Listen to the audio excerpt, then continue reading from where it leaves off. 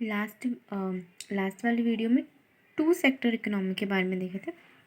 आज पढ़ेंगे 3 सेक्टर होता क्या। 3 सेक्टर कुछ नहीं, household sector, firm sector as it is रहेंगे, बस एडिशन होगा तो एक गवर्नमेंट सेक्टर का।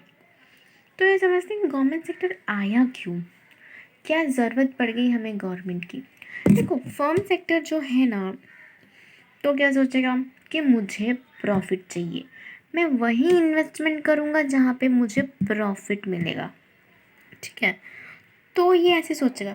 हाउस होल्ड सेक्टर क्या सोचेगा, मुझे अपना फैक्टर ऑफ प्रोडक्शन बेचना है जो मुझे सबसे ज़्यादा पैसे दे, ठीक है।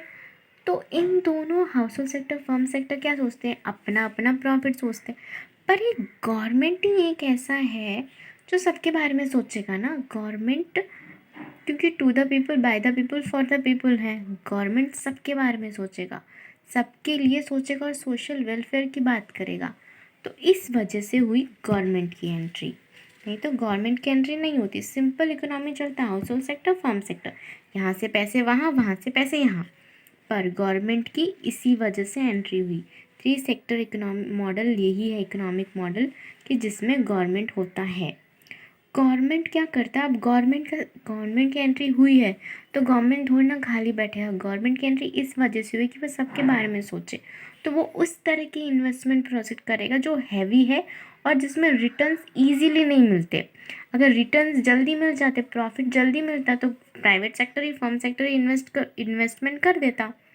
पर वो क्यों करेगा, क्योंकि उसे प्रॉफिट लेट मिलेगा, या तो मिल सकता है नहीं भी मिल सकता है। लेकिन गवर्नमेंट तो सबके लिए सोचेगा, तो गवर्नमेंट उस तरह के प्रोजेक्ट में काम करेगा तो सोशल वेलफेयर के लिए है और हैवी इन्वेस्टमेंट है।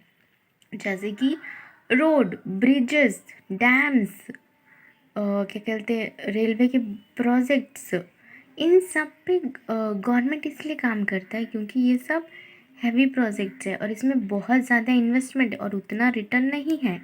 तो इस वजह से गवर्नमेंट की एंट्री, ताकि वो सबके लिए काम करे। क्योंकि हमें ब्रिजेस चाहिए होंगे, रोड्स चाहिए, हाईवेज चाहिए, ये सब कुछ चाहिए ना। ये सब कुछ प्राइवेट इंडिविजुअल तो नहीं करने वाला, तो इसी वजह से हुई गवर्नमेंट की एंट्री। तो अब गवर्नमेंट आया है तो उसको इनकम चाहिए, वो इनकम कहाँ से कमाता है, टैक्सेस से इनकम कमाता है और खर्चा करता है सोशल वेलफेयर के लिए, सोशल ट्रांसफ़र के लिए काम करता है। तो अब देखेंगे कि ये करता कैसे है। देखो अब गवर्नमेंट में हाउस होल्ड सेक्टर है, अपना फैक्टर ऑफ प्रोडक्शन बेचेगा और रेंट, प्रॉफिट, डिविडेंड ये सब कुछ कमाएगा। और फर्म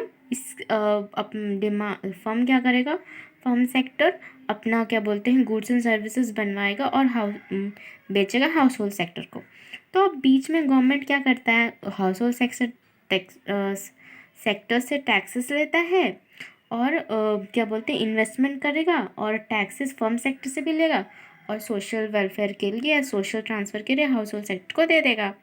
तो ये ऐसे अपना काम करता है, ठीक है। तो इसीलिए आया गवर्नमेंट और इसलिए है गवर्नमेंट इम्पॉर्टेंट, क्योंकि वो सबके बारे में सोचता है, इसीलिए ये इकोनॉमी का एक पार्ट बना। तो आप देखेंगे कि y mathematically representation y equal to c plus I plus g. Y means income, c means consumption, I means investment, g means government.